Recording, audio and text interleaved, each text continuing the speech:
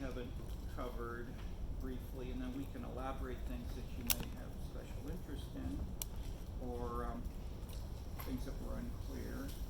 But as this is the second half of the course, we especially want to focus on discussion, extensions, using these ideas. That is, it's not just applying, but trying to think as you move to a new city, as you're asked a new question by the mayor who's just hired you to work with him, how can you creatively adapt what you've learned in this class and elsewhere to new situations? Okay, so we'll explore some of that with some examples. But just to comment briefly on a couple of readings we haven't discussed. One big idea is in two papers by Rowan Miranda on containing cleavages, and then the Banfield book, Political Influence. And it's the same big idea, which is that if you have conflicts among different groups, how can you make policy and how can you keep the city somehow making decisions? And the Banfield book details how the formal decentralization of Chicago, the fact that there are multiple local governments, overlapping governments, such as the school board at the time when he wrote, the water pollution, water district, the park district.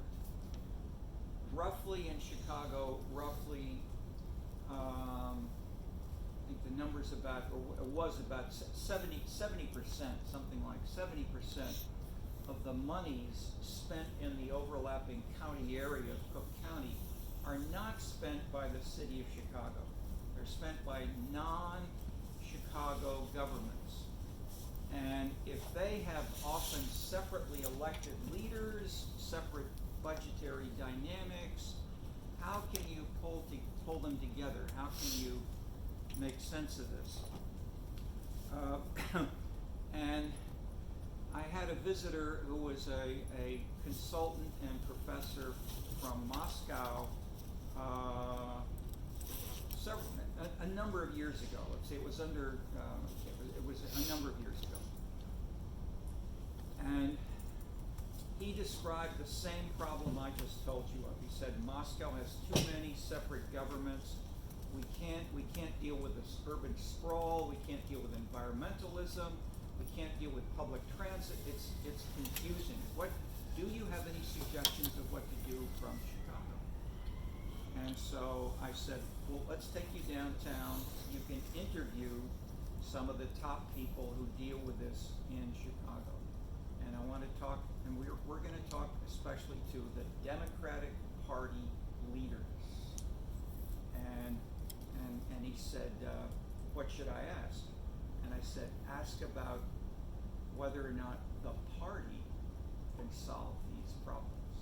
And he said, aha, I understand. Yeah. She understands. That is so the thesis which is developed in the Rowan Miranda paper is the idea of the strong party organization.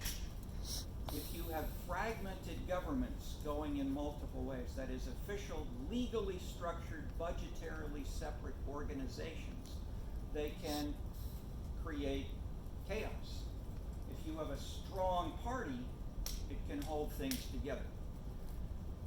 Daly One especially was a classic example of the strong party and the strong mayor. As I said, in London they studied him, in many other places.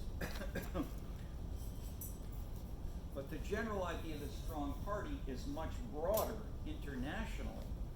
And we saw it in the readings, in the first readings on leadership with Dennis Judd and others, where they contrasted cities in England with stronger and weaker political leadership, especially a party. And then That is, the point is there were many case studies. The other famous study was after Banfield wrote this book.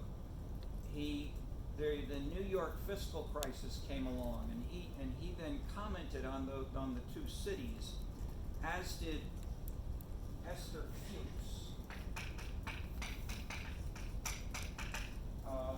who was a student who did a PhD with me here on New York and Chicago in Fiscal Problems and how they deal with exactly these kinds of issues.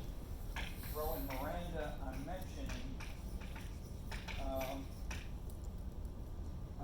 and what Banfield and Fuchs basically showed the same thing. Esther Fuchs simply in more detail, that New York, unlike Chicago, had big fiscal problems, and the big difference that they saw, Banfield and Fuchs and later Miranda all agreed basically, the party solved the problems in the sense that if you have many decentralized pressures, give us more, give us a park, give us a school, give us a bridge. If you're a weak leader, you say yes. If you're a strong leader, both with a party and with enough sense that you can govern and you don't need these individual pressures, you can respond to the, you can say no. Okay, and therefore achieve the public good. Okay, I'll introduce that in a second. Of fiscal responsibility as well as general responsiveness to taxpayers, to citizens in general, and in this case, not going bankrupt. So in the city of Chicago, the state of Illinois right now are in serious fiscal problems. We have a fiscal crisis in the city and the state right now, and they're looking very hard on how to cut back. Okay. The classic answer of many people is you need a stronger party and you need to say no to the separate demands. Okay.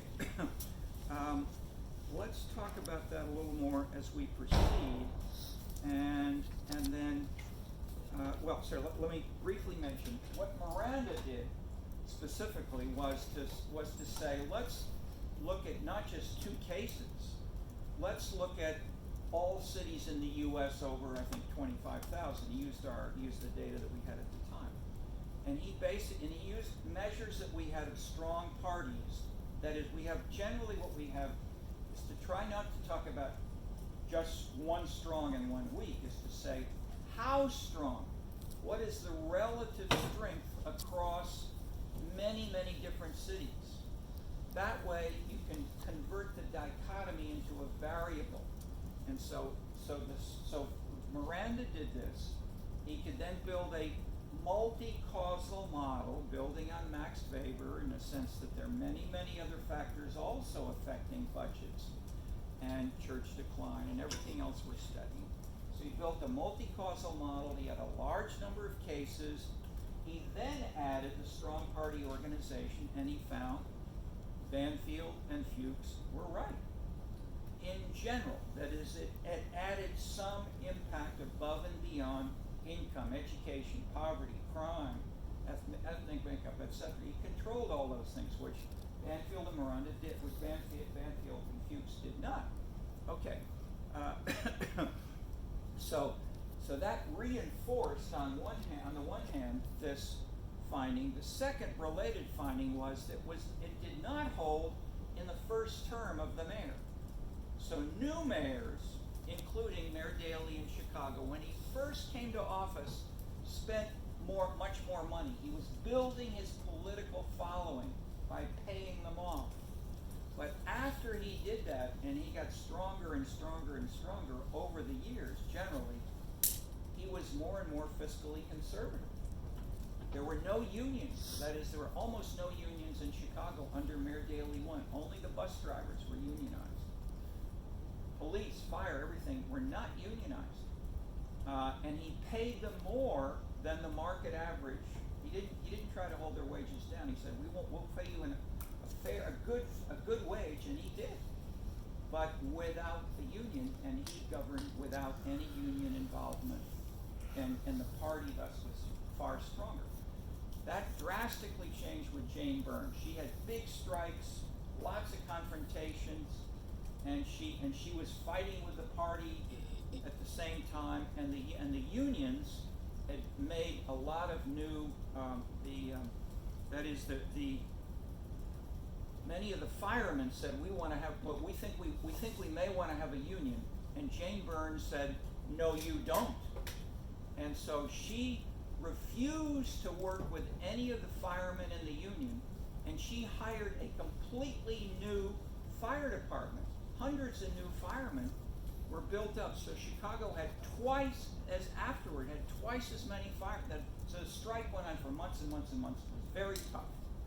And but the point is, the fiscal problems we have today date in part from a decision like this, that we had twice as many firemen as we should have, because of her political confrontation, and her style was confrontational. She fired all kinds of top people in her own staff on a regular basis. Okay, so in that sense, she did not use the SPO in ways that she might have, and unions became stronger, fiscal problems became worse, etc. Okay, so I'll leave that as sort of background, and then let's think how we may be able to use some of these ideas and link them to what I ended with last time when I said we had inconsistent findings about fiscal policy outputs, about why sometimes budgets go up and other times they go down, or things get done or other times they don't. All right, but let me skip on for a moment and cover readings that we have not talked about explicitly. Question, yeah. So the argument is essentially that the more decentralized your government is, the harder, like the more fiscal problems you end up having, and so you want a strong central party and a strong leader to like keep those other parties from having so much strength and like straining you and demanding things. Yes. Okay. Okay. Thank you, Alexis. Good to clarify. Some of that, but okay. I'll leave that as yes. I want to talk about this more as we get further along. We'll introduce a few more readings first. Okay. Vildovsky's book, Budgeting: A Comparative Theory of the Budgetary Process. We have in this section, the next section has another reading by Vildovsky called A Cultural Theory of Leadership. We have both of these because Vildovsky was the most brilliant student of Robert Dahl, and both were then, they were probably the top two political scientists for decades.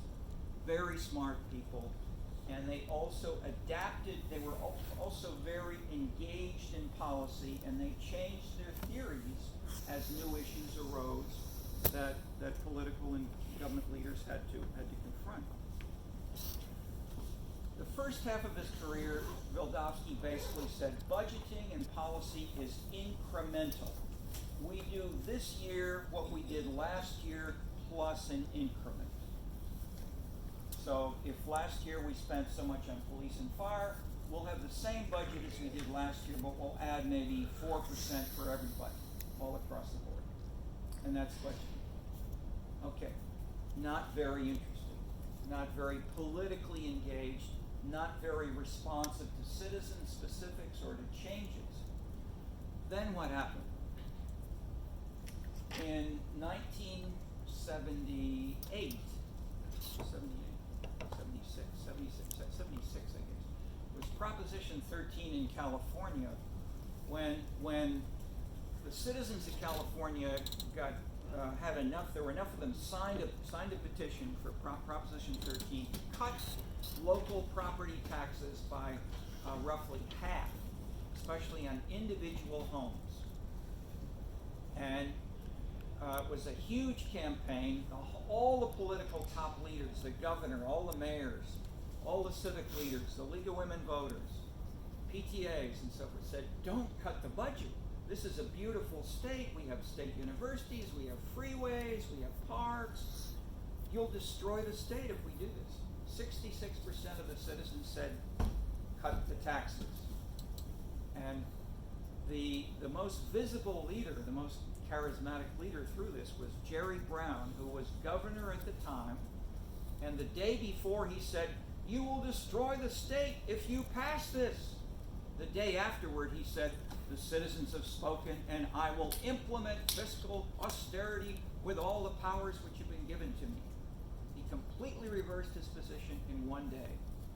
Okay, Wildowski, a few days, I don't know, I'm going to put a number on it, but Wildowski had been not only studying incremental budgeting, he had also been studying the city of Oakland in a detailed way with many students and colleagues and how Oakland did budgeting, and Oakland's budgeting was incremental, he said. This happened. Wildowski sort of put on his thinking cap, he talked to people, he started reading and thinking more generally, and he found one of the top British anthropologists named Mary Douglas. He read her work and he said, I see a way to adapt what she's saying to study politics and government and finance and everything else. So he took the fourfold table from Mary Douglas, things like hierarchy, slavery, markets. I'm blocking on the four cells.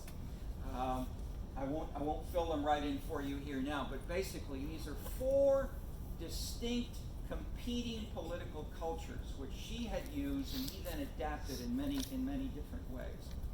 But he basically was saying the citizens of California have become activated and they have said the old rules of the game do not work in California, will not work, and we don't support them.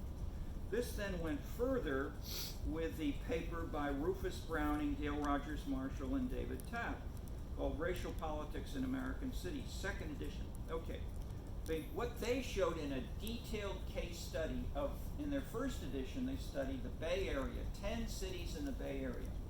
6 of the 10 basically mobilized unions, Mexicans, Hispanics, African Americans who said, we don't like your city manager, nonpartisan style of government, which we have in California in general, and specifically in our city. We want it to change. We want to fire the city manager. We want to have a stronger, more active mayor who engages with citizens of all sorts. And 6 out of 10, they won. 4 places they did not, but Wildowski makes the point, hey, this is, and they did. They fired the city managers. They did exactly what I discussed that they proposed. This is the second edition, which shows that in Los Angeles, this went even further, that racial, ethnic mobilization became very strong, very conflictual,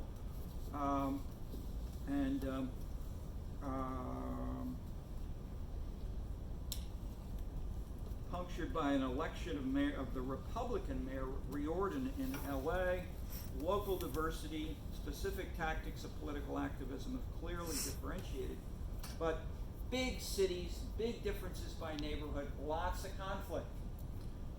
Often, but the parties had generally been weak in California. This weakened them more, and you had more open, decentralized conflicts over immigration, over race, over women's rights. But the general goal of these new groups and their general success was to openly politicize past decisions, whereas the context, the unspoken, the unarticulated context that Wildowski had in mind, and he showed in detail in Oakland, was nonpartisan government.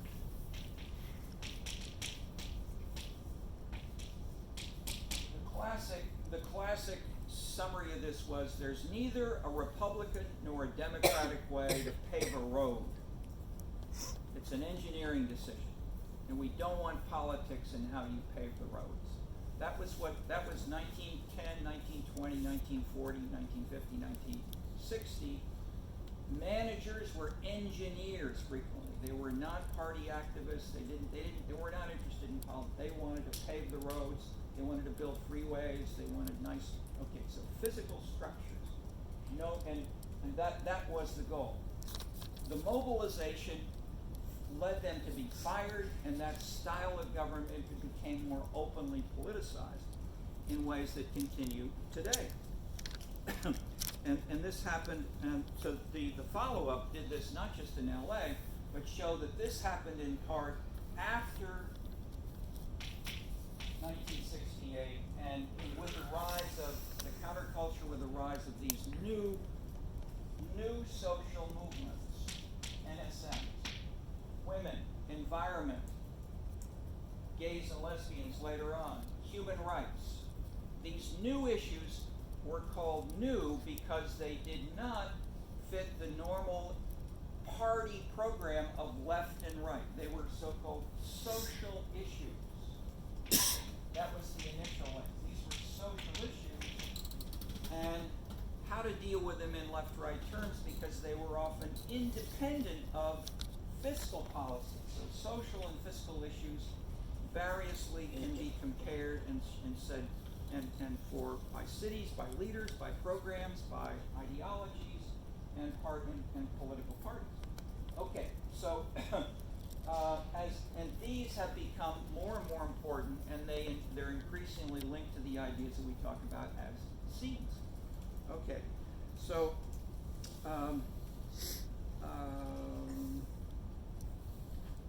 in particular,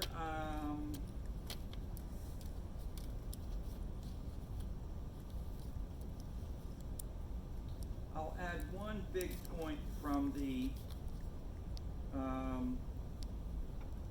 Urban Innovation book that I did. We analyzed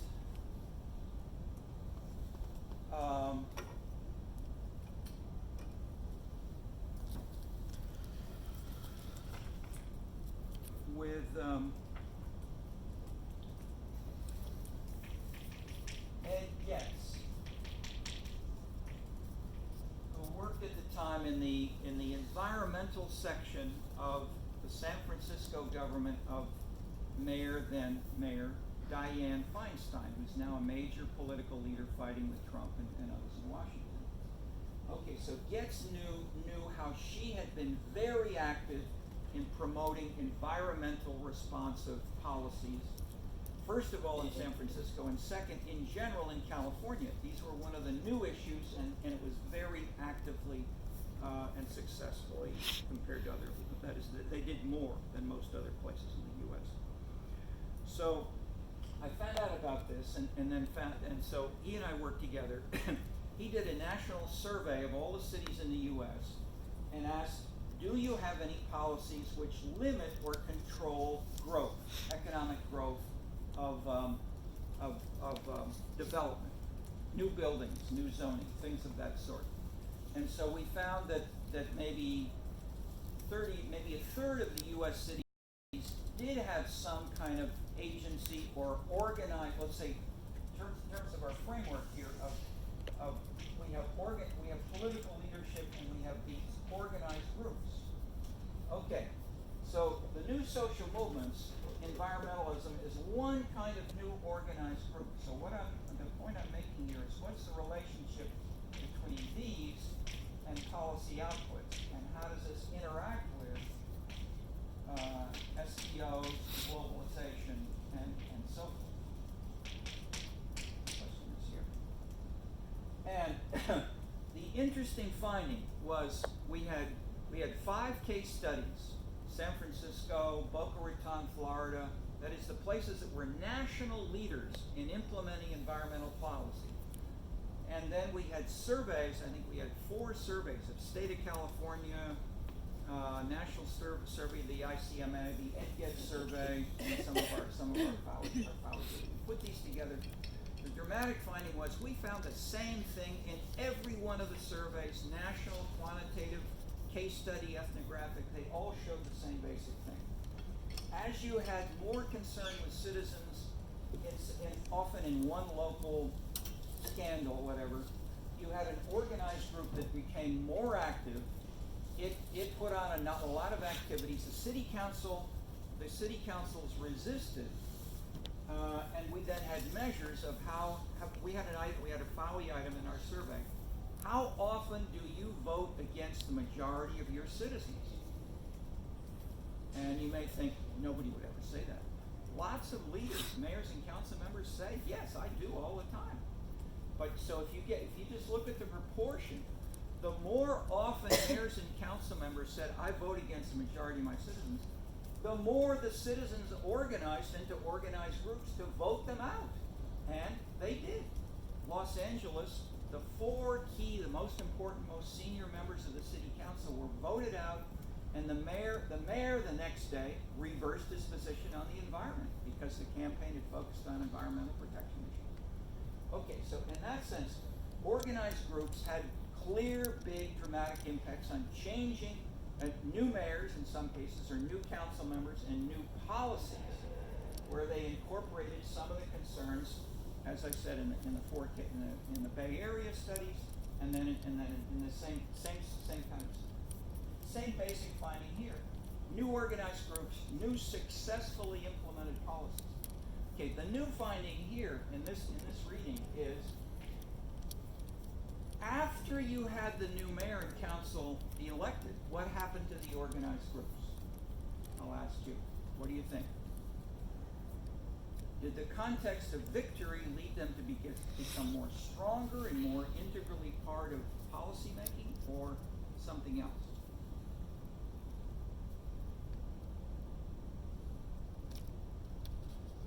Anybody want to think of an example of anything like that you've seen personally, or any logic you want to follow?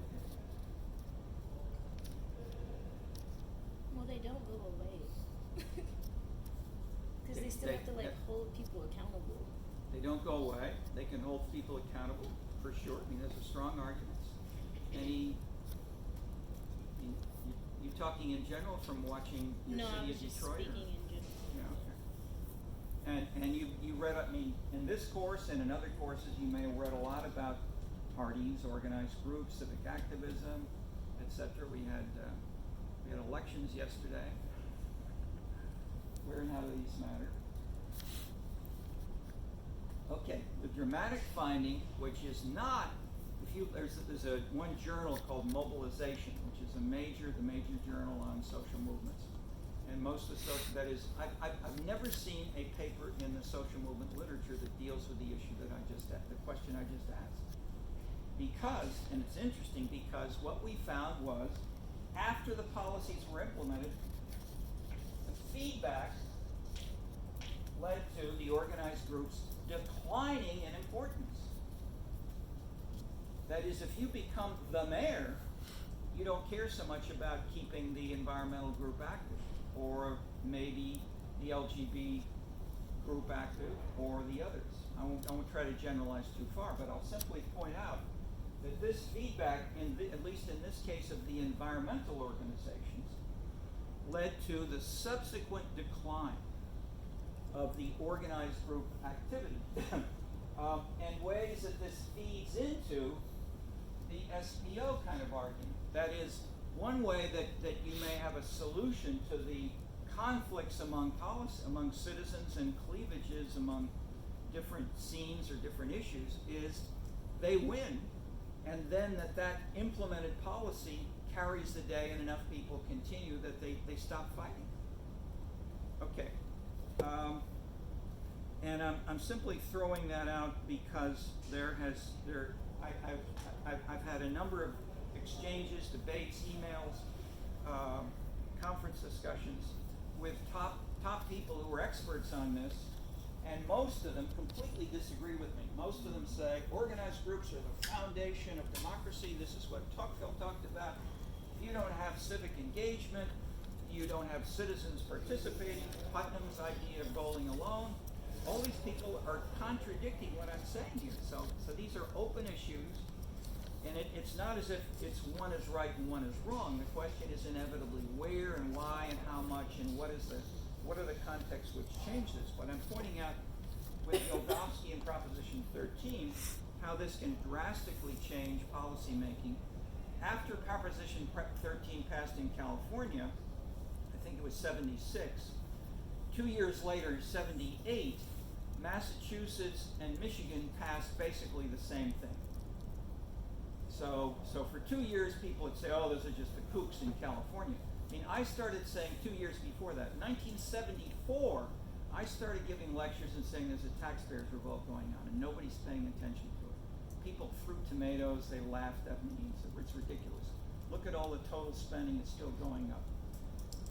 But the reason I said that was because if you look at the local spending, separate from the grants, look at local spending, it started going down. And people didn't notice it because the parties of the councils that were doing this were Democrats. Democrats were becoming fiscally conservative in their voting and in their budget decisions in 1974. So that they were closer to the citizens in California. 78 was Massachusetts and Michigan. 80 was the election of Ronald Reagan. So the New York Times and many people said, or we had here, I mean, I don't know if I told you this, we had the Mayor Coleman Young came to the Social Science Building the day or two after Ronald Reagan was elected, and he said to, the whole place was filled, students and faculty, you know what you did? You elected Prune Face. How could you have done that? Okay, so he attacked Reagan, and he was fearful, and he was right. Reagan cut the budget of grants to Detroit, and so in that sense, and then many news commentators, especially, this is the disparity. This is why we're studying cities. Why you can learn from this course, not just about cities, but about national and world issues, because. The nationally focused discussion said the cause of the taxpayers, the cause of fiscal austerity, and the reason we're now going to have Detroit losing its money is because of Ronald Reagan. And Ronald Reagan is the source of, and then in Europe, it was Margaret Thatcher. Margaret Thatcher, this was go back to our leadership theories. Which theory is this? The strong leader controls his or her government. False. Both under Reagan and under Margaret Thatcher, spending kept going up. They did not always control their own party members, and they still had in the U.S. Congress and in Parliament in England, you still had people getting some things so that is the serious implementation was not that, but the main point, the reason I'm making this, I'm telling you about this, the main point is these were not as dynamic leaders as that story implied. These were more invisible leaders in the sense that citizens had become much more important drivers, and they were over here, and they were ignored in incremental theories, in the SPO, and so forth. But citizens began changing these things, and citizens have become active ever since. As citizens get more educated, more professionally engaged, they use cell phones. In Hong Kong, they're organizing. As we have the spread of these kinds of demonstrations and of mobilization of my more politicized average citizens the world over, and they see examples. So Hong Kong is not the first. Hong Kong is, the 2019th example in the last 20 years. This is happening everywhere now. But this is new. That's my point. This is changing the way policies are made, and most theories we have still don't recognize this. Okay. So I just have a quick question. Yeah, just question. Go ahead. because this is like a really fascinating period of history that I think people don't really get very closely. My question is, so in '68 we have the rise of these new social movements, things like that. is your argument, or is the argument of the text that after that period, there's sort of another group, another organized group of citizens who sign a sort of counter-mobilize against sort of the spending policies of the new social movements once they get in power? Or is it that the sort of founding members of the new social movements, once they're in power, basically start cutting budgets? Is that is there a counter-mobilization, or is it the same group that is just doing something that we might not expect them to do? Oh, excellent, very central question, and I will answer by showing the first finding we had was from the book City Money, where we had a big model like this, maybe 15 variables, and the basic finding was we had 3 periods. So from 1960 to 70, we had all these things from 60 to 70, we found basically that citizen characteristics, size of the middle class, per capita income, education, those largely explain the level of spending. Politically, the independent impact of political leaders and organized groups was insignificant nationally. That's not to say this is true in every city. You could have still New York versus Chicago differences, but the overall national pattern was 0. 1970 to 74, it reversed. And if you look at the chapters that were on the key actors that were 74, this became positive. This became positive. Mayors made a difference. Organized groups made a difference. And those that were most important were the ones that were demonstrating outside the city halls. Anti-Vietnam, students who wanted more impact in the universities. Unionization by non-unionized city government workers. All 3 of these were marching back and forth, and then there were some environmentalists and some women activists and so forth as well. But the sense was things are changing, and that the elected political leaders don't really understand what's happening. And so in the first chapter, we have some system characteristics, which we say when and why are the rules, when and why are these policies changing? And we identify them by period. Now, then the next critical change was 74 onward, it reversed. 74 onward, the mayor's impacts and the organized group impacts were insignificant. So following up in part on your question, the question is in part can be addressed by saying which organized groups had more impact. And the answer is that the African American civil rights related groups had the most visible, that is, they had the highest coefficients, they had the biggest impact on increasing spending, and they, however, and the outliers were cases like Detroit and Gary.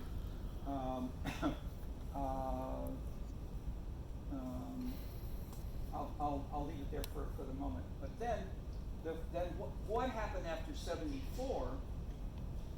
I would say that if we see these coefficients fall to insignificant, what that's saying is the size of the middle class, the socioeconomic makeup of the population generally led to more conservative spending, of cutting, at least not necessarily cutting, but reducing the big increases. And this, for example, Prop 13. I mean, this is directly consistent with what I just said with the cases of Prop 13, the election of Reagan, the re-election of Jerry Brown, and Jerry Brown's changing his policies. Okay, he changed his policies on spending. This is the background of the new political culture. Did Jerry Brown become conservative in his lifestyle? No. So this led to the separation of the social issues from the fiscal issues, which had previously been joined in the New Deal coalition, where if you're left on one, left means socially progressive and fiscally progressive. with the rise of the new political culture, that falls apart. So people like Jerry Brown were still, and he then became mayor of Oakland, and now decades later he's governor of California again. Okay, so he's always been socially progressive, but he's gone up and down depending on the context on the fiscal and the other policies. So he would try to find things like continuing environmental protection if citizens and the other activists want to do it. So that to give a more clear-cut, dramatic example, the classic I used, it was Bill Clinton, who didn't have a majority in the U.S. Congress, and he lost. I mean, at the beginning he wanted national health insurance like Obama, but he gave up after less than a year. I mean, Obama just fought the whole time for it. Clinton gave up and basically trying to show his commitment to social issues, he embraced affirmative action and supporting more ethnic equality and equality for women, and this was then reflected in the appointment. See, look at this. What's the fiscal consequence of appointing more women and African American judges? Zero fiscal policy change. Same budget, but new faces that are appointed to the vacant position. So he could implement the socially liberal policy with zero fiscal change. That's the kind of thing which, and then Jerry Brown did.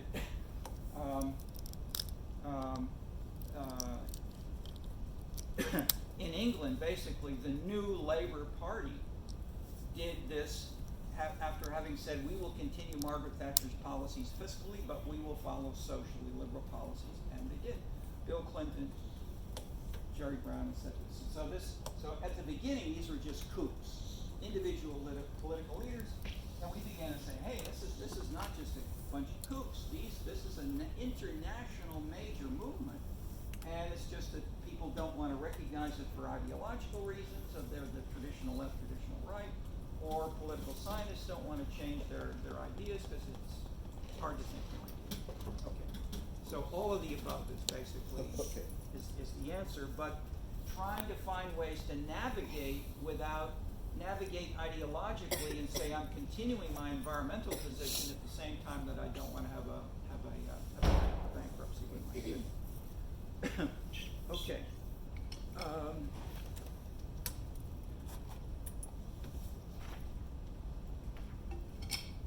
Do we have any? Let me pause here for a minute, and then to see how much I should keep talking, or how much we might have discussion. Is there anyone who either wants to raise questions or discuss about any of these points that we've just talked about? But I'll ask that, and then second about papers or anything else. But first of all, anything on what I've said, or thank you, Rishi, for asking the question. Any follow-up from you or reaction to what I said? Well, I guess. Or anybody else? So, I mean, the way that you sort of use Jerry Brown as the example, it seems like political entrepreneurs sort of saw an opportunity to mobilize a different, sort of more fiscally conservative group. I mean, I guess I'm still confused about. It wasn't one just. It was 66% of California voters. Right. That is what. Sorry. Let me add one more quick point. In the beginning of City Money, we said, why did these mayors change their policies in the middle of their term? It was that not because they were elected on a new grounds. In the middle of their term, and our answer is uncertainty. They just didn't really know if citizens had changed their views as well. They did know that you had very active African American groups, Black Panthers, NAACP, etc. I mean, all different kinds of groups in different cities, and there were riots. I mean, there had been riots, etc. So, how much were these things which the local government should try more actively to respond to? And many of the mayors working with the civil rights groups, did respond through new programs and more spending. But the more general point is uncertainty, lack of information, the volatility and complexity of some of these, if they're totally new issues, such as responding to riots, or getting rid of nonpartisanship. That is, the idea is that if you have something which is changing the rules of the game, then you get, and so Vildovsky illustrates that. I mean, Vildovsky was trying to analyze the rules of the game of democratic politics, and then just to follow up with what he did after this, he spent 10 plus years with this kind of theory, applying this to the history of the world from the ancient Greeks to the present. So he went through, all of world history to say where and how do we have different political cultures come up and go down, and to try to fit it into this kind of general framework. It's always ambitious. Yes. Why don't you tell us your name and where you're from and just a little background, so we've got it. Okay. I'm Mia. I'm from Utah. Okay. What part of Utah? Salt Lake City. Salt Lake City. Salt Lake City. Okay. I was wondering about how implementing social policies while remaining fiscally conservative works for things like government welfare, like food stamps, because I guess those are promoting a socially liberal policies, but at the same time do cause fiscal pressures. Okay. I think if you ask the question narrowly and specifically, if you increase or decrease food stamps, I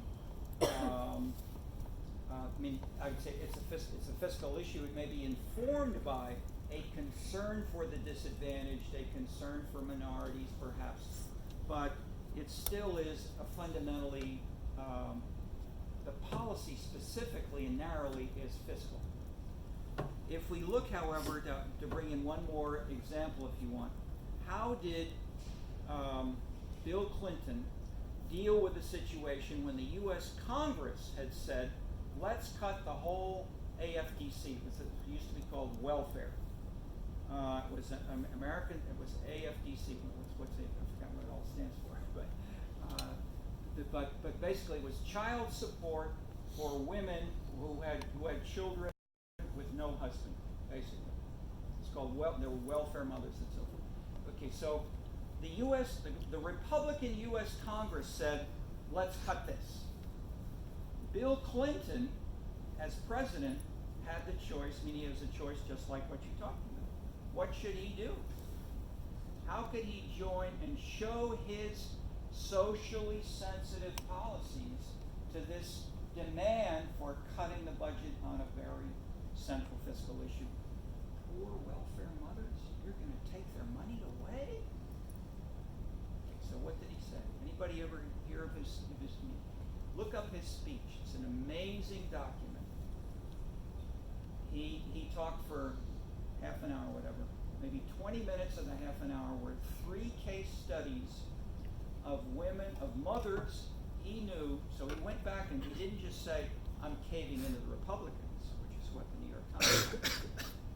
He said, before I was in Washington, I was governor of Arkansas, and we had this same issue, and I struggled with it, and I met with people in general, and here's what I found in discussing with 3 welfare mothers. So he then goes into each mother one by one by one, and the basic story is, he said, I tried to understand how can we help you with funding or with your children, with your life, etc. What would make the most difference?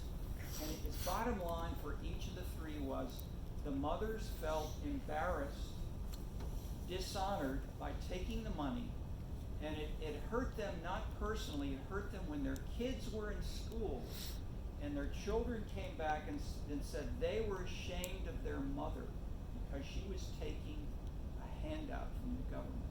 Whereas other mothers were working, even if they didn't have a husband, they were working and they were supporting their children, where she was not working and they were embarrassed by that. So he reframed it as a basic Southern value, not just Southern, but around the world. Honor.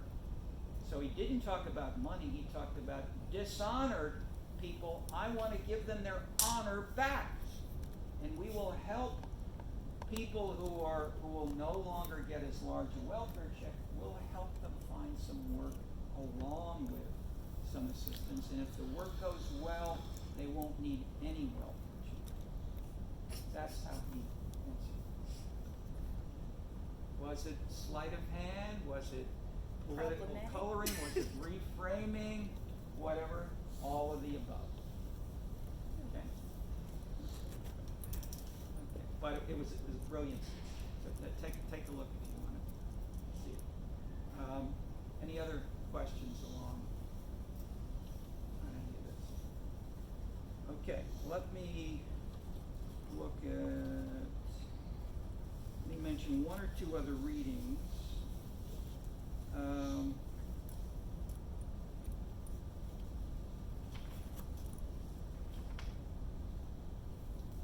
One big theme which we're dealing with is where and why do these different theories work?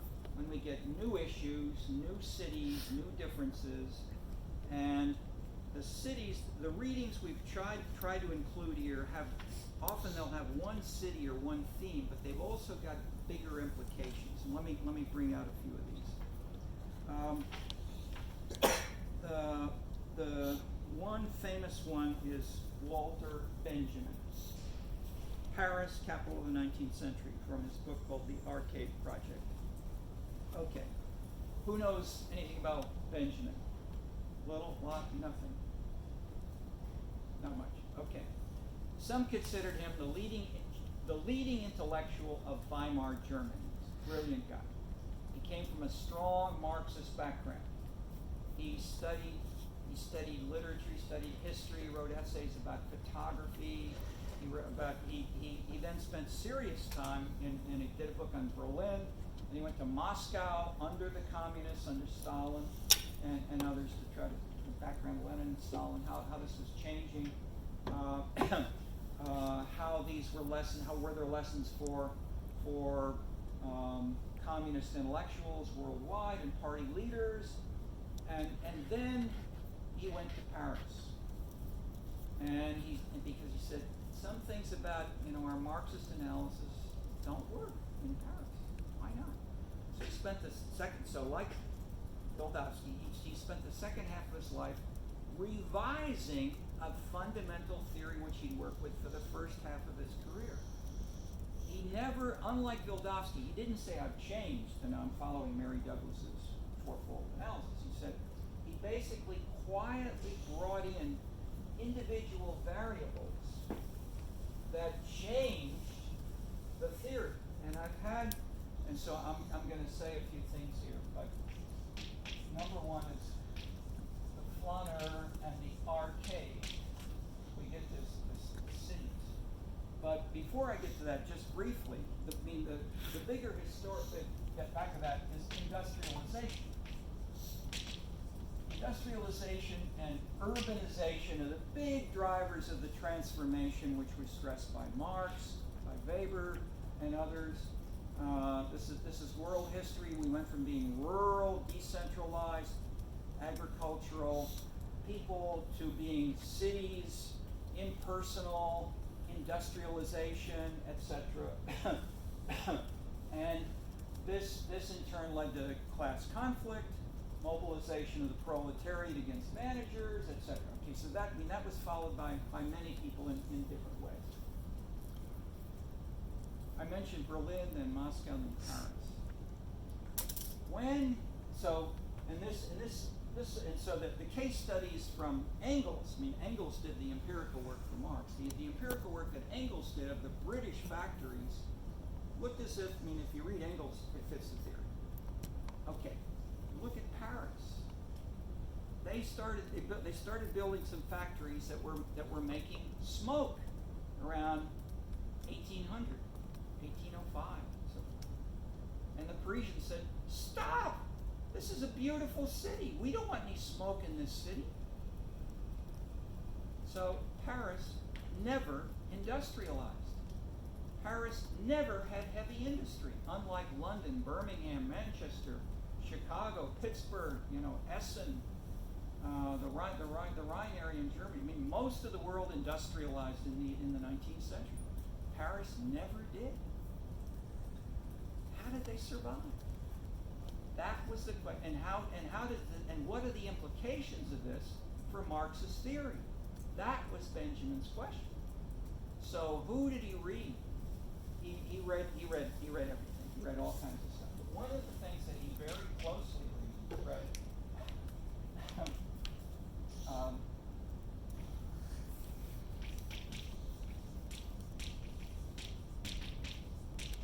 was the most popular writer in France, probably in the last part of the 19th century, was the poet Baudelaire. And Baudelaire had a prostitute girlfriend, and he would write about her view of the city and how bad people were and how nasty and transgressive life was and how this was sort of still something to be interested in. I mean, so it was an ironic challenging of the proper, in those days it was called bourgeois, the proper bourgeois family values of the political leadership, etc. But lots of young people in France, in Germany, in other places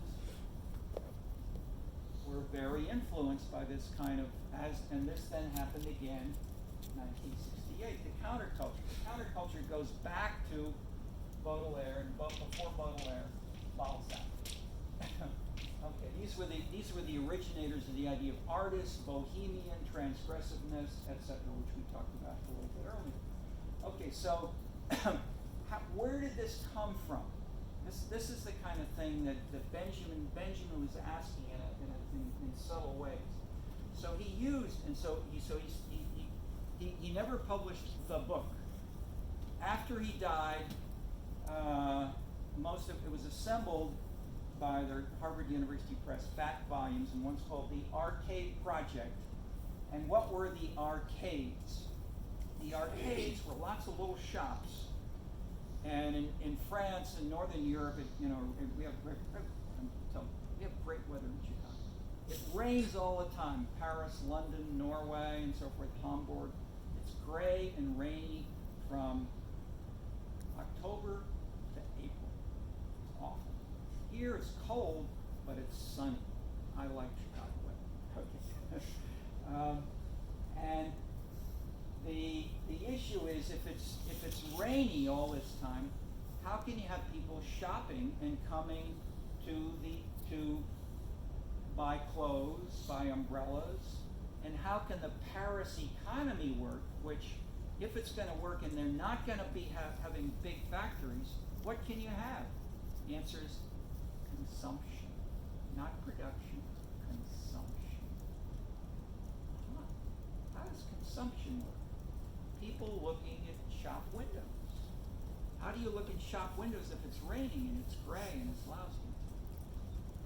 They built arcades. So instead of having 20 shops here and 20 shops across the street and rain on everybody, they put glass on top of the whole street. And they called these arcades. 1830, 1820, 1830, they did this. End of the century, they had an even better idea. Why don't we put them all in one big building and we'll call them a department store? 40, 50 years later, with automobiles, people said, what if we call them a mall? And we have, not just one building, we have 50 different shops, and you have to drive there, make it out of the central city, but that is, we will assemble consumption-driven institutions because they are drivers of the economy. Okay? And they were, and they are, and most theories from sociology, political science, geography ignore this. Put differently, or let me just make one more point and then I'll. Okay, so how how to deal with this. So Benjamin's solution was not to say Marxism is wrong, but to say we're going to, and he didn't even say it he didn't say this explicitly. I mean, it was really implicit. He said we're going to bring in these new developments, but still also talk about the proletariat, the bourgeoisie, class conflict, etc. But we'll also have arcade, and then behind the arcade we have the flaneur, F-L-A-N-E-U-R. What's a flaneur? The classic example was the 19th century Impressionist paintings, the guy with the top hat, with the ballerina on his arm.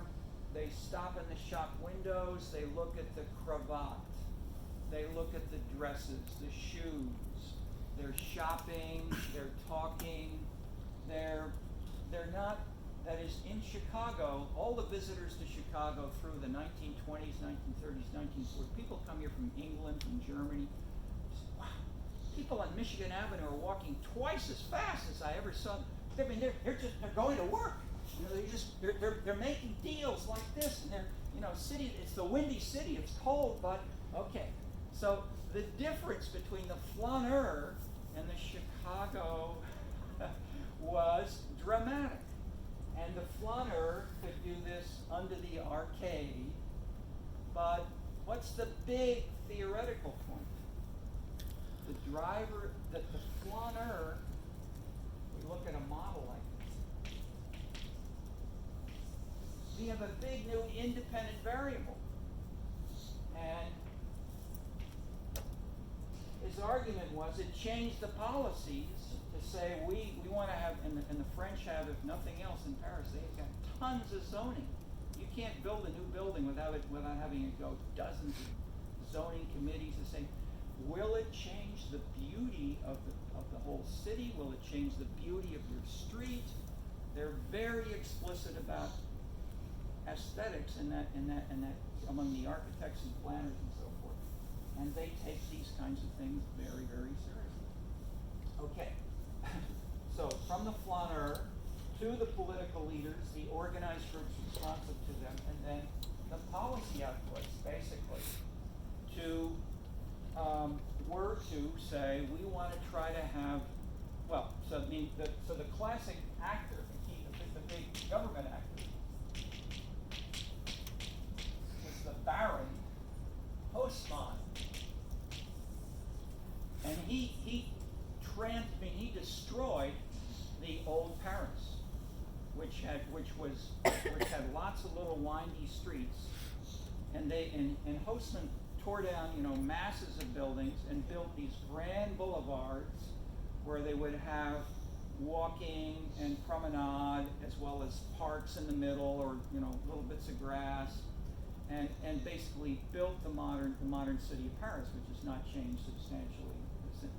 Further out, you have big new developments, and you have one or two individual things, such as the Beaubourg Palace, which I talked about, which is this wild thing. But in general, Paris today is Haussmann's Paris, and so this, in the account of Walter Benjamin, was capitalism, bourgeoisie, building the boulevards so that the military could send troops along there and hold down the proletarian revolution if it might occur. Okay, this is in the same book, in the same essay, that he's talking about the flaneur. So he's got a sort of classic Marxist class conflict analysis combined with the rise of the flaneur. Okay, so when I talk about this, I've talked about this, say, with one year I had 2 or 3 French students from Paris, and they heard me say this, and they said, we've heard people talk about Benjamin in our lectures in Paris for years. You can't be saying this. Benjamin was a Marxist. We know that we've been taught that for years. Okay. So Benjamin wanted to let himself be seen and read as a Marxist by people who were committed Marxists. At the same time, he was sowing the seeds of a whole new analytical perspective. But it didn't really begin to take off at all until we had the increasing decline of industry. So we had the rise of industry in 1800. We have the decline of industry in the end of the 20th and the beginnings of the 21st century. Okay, so now people are seriously reading Benjamin, and they're saying, hey, consumption, flaneur, aesthetics, Baudelaire, this makes sense. How can we do this in Detroit? And so they're renovating Detroit and they're adding things. Okay. All right, so let me see. Okay. Let's pause for a minute. Anybody have any other questions on the readings or on these themes? Pause for that first. Anybody want to follow up? Okay. Second, anybody have anything you want to follow up on your own ideas, maybe totally independent, or a paper, or anything else, a memo that you want to discuss a little bit? Okay. If not, let me act a little more playfully. I'm going to say playfully in the sense of creative ideas. How can we take some of the things that we're learning, and I'm illustrating this, I'd say, in part with Benjamin. That is, I guess I'm telling you with the Paris student example. This is my reading of Benjamin, which is in conflict with many of the Paris professors. Okay. Back here, where and why do we have policy outputs? This is getting to Rishi Rohr's question. I said last time, in the theory, community structure and decision making, we didn't have a clear, coherent analysis. That the main proposition we had was this idea. We didn't call it that, but it was basically the same idea. You have a strong centralized leadership, you'll tend to have higher levels of spending. Was part of the idea there, because it was different from okay. But I illustrate with that.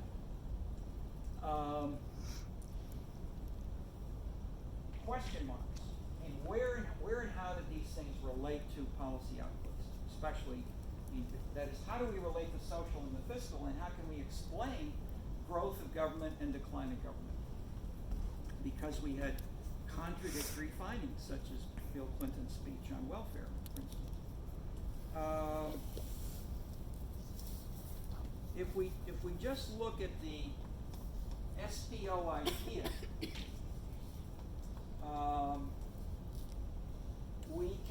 we can say where and how. See this arrow here. Where and how should a strong party organization transfer these relationships? Transform. How should the context of the SPO change? And how can we use these ideas to reinterpret some of the things going on today as well?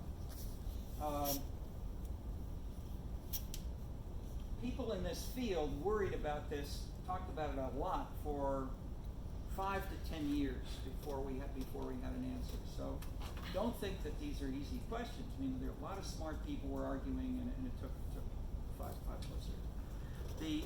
The simple answer, to put it in very clear terms, was centralization encourages public goods, or negatively, private goods, public goods.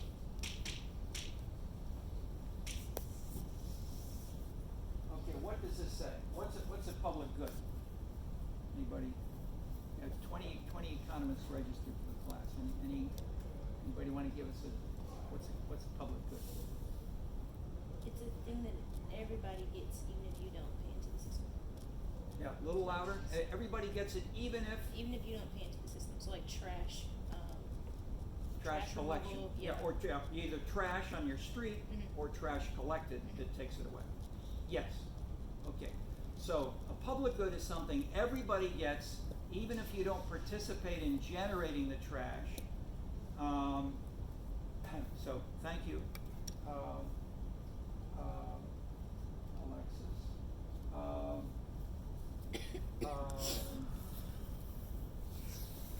Who invented the concept?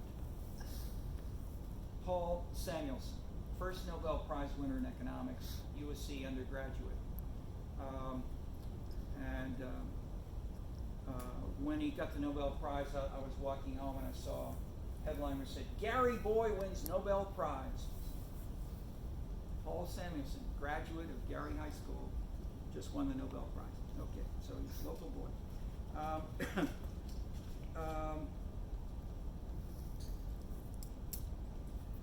He in his major paper really was seeking to transform welfare economics away from the way the English. There are a lot of people with the labor party and the labor domination who theorized about how welfare should be provided and what goods government should provide. So you talk about government as one kind of policy. Government policies can be one kind of thing, or the welfare economists were saying, as in a sense in your question, how should you treat food stamps? The other people were saying government can be many different policies. And so, who has theorized this? And so this is from Professor. We're going to ask her to talk a little bit more in the next few weeks. Professor PG discussed some government programs can be parachuted from the national to the local level. So she had a creative image of a parachute as symbolizing government programs. And I'm challenging that a little bit, basing it on now Samuelson. So Samuelson basically said, government provides many different kinds of goods, especially in China, and more in the past, before it did both all the economy and all the general public services. Okay, so the question is, how can we classify it? And what he introduced was, as you said, the idea of a public good is illustrated by garbage, or clean air, or January temperature, which everybody in Chicago shares, or snow. These are public goods which are shared, and you have basically equal access by everyone. No payment, no direct payment in the sense of paying a toll to go over a bridge. There's no user fee, and it is hard. That is, exclusion costs are high. It's hard to prevent people from taking advantage of these public goods. Okay, those are the core definitional elements from Samuelson of a public good. Okay, he generally talked in his famous paper, which is introduced this as public and private goods as two types. I would say, as you've heard me say many times, it's often more useful not to talk about public and private goods, but to see these as a continuum. So you can have, that is, and similarly, especially if you try to operationalize this, you look at city budgets, you have schools, you have parks, you have police, you have fire, and these things are not all the same. So who was the theorist who we read about this in the first section who made the most of these differences by policy? Paul Peterson. Peterson had three types. What were they?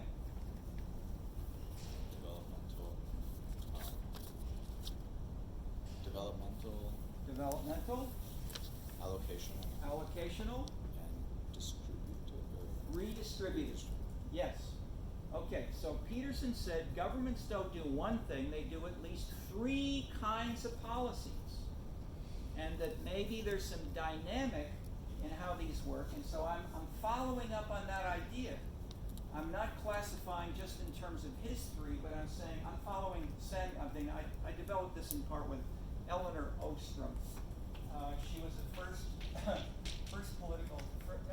she's the first woman at least political science to win a Nobel Prize. And we had several. Anyway,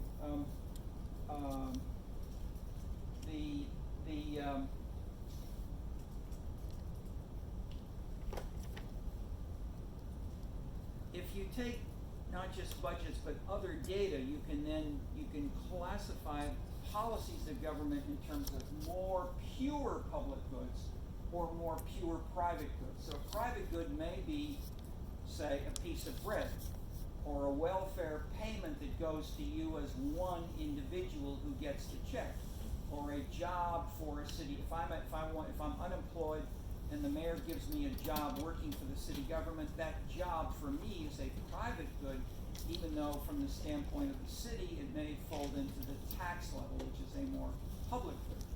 Okay, so we can, if a little with closer analysis, we can use these in more subtle ways. But the simple idea is that things vary in their degree of privateness or publicness, and the big intermediary cases, say police and fire, where you can allocate police stations and police patrols to different neighborhoods that are not completely private and not completely public, and they're, in that sense, they're more allocational. Whereas to follow Peterson, redistribute is sort of from rich to poor, and development is sort of growth for everyone. Maybe led by a downtown or one building, but the idea is it should help the whole city. Okay, so that's a all right. So if we say centralization encourages public goods, that's a way of saying, hey, here's a new theory. It depends on whether the political leadership is centralized or not. And if we have a strong party organization, as they did in Chicago, that should permit the mayor to hold down spending for taxation and for not having a fiscal crisis, which in that narrow sense is a public good. At the same time, we nevertheless knew and know that Daley in the old days was doing lots of patronage. You know, he's giving jobs to his friends, to Irish people in Bridgeport and so forth. So Rowan Miranda knew that, and so he had controls. He had controls for the degree of patronage, the degree of Irish residence in the city, which is highly related to this nationally, and other kinds of things, and found that at the SPO still held true even if you have patronage going on in some cities.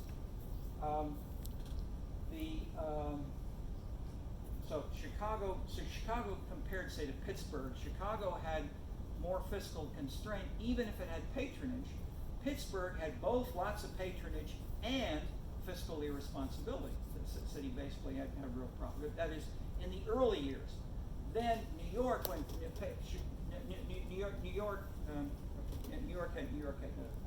more extreme fiscal problem.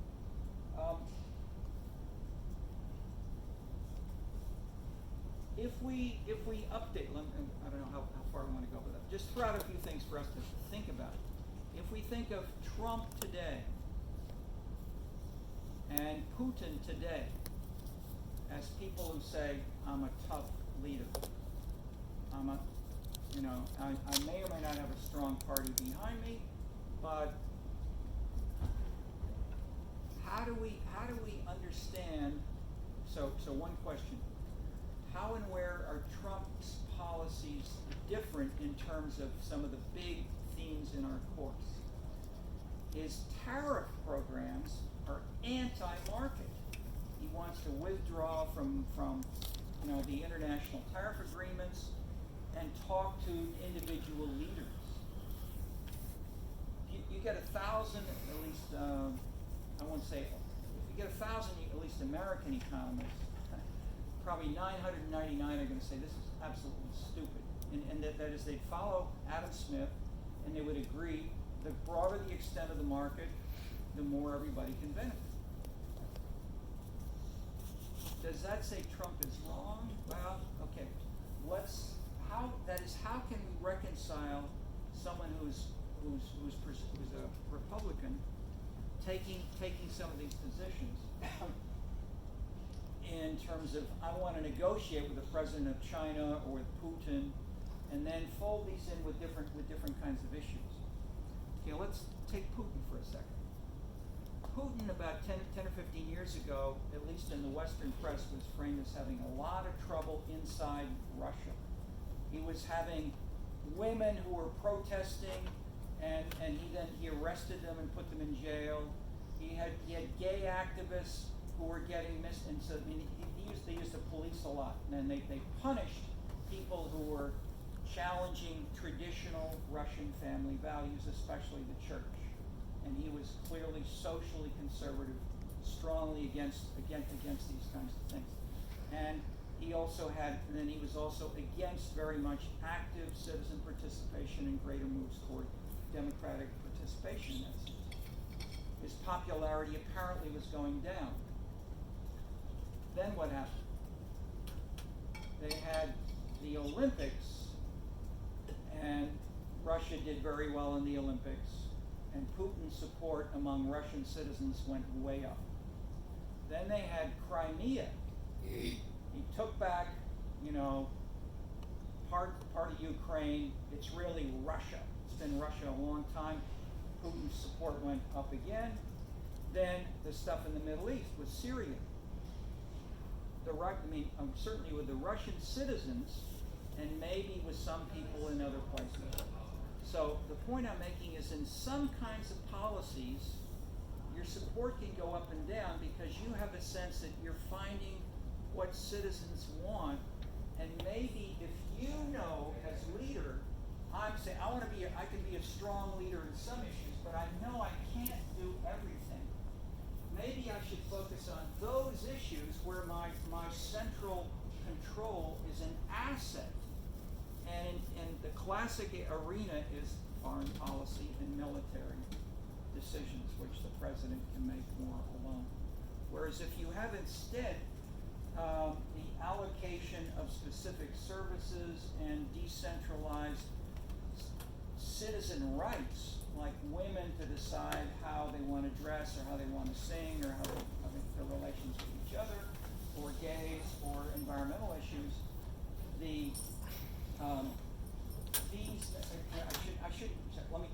let me leave out environmental. Let me just keep the lifestyle issues here. These are more private and harder for a strong authoritarian leader to say there's one policy which you should follow. And so the strong leader, so Reagan, to take one more. Reagan had lots of support. Reagan was the first president to start doing polls every single night. He'd call up a sample of Americans every night and say, how's the president doing? And whenever he talked about his fiscal policy, citizens said, oh, good job, Reagan.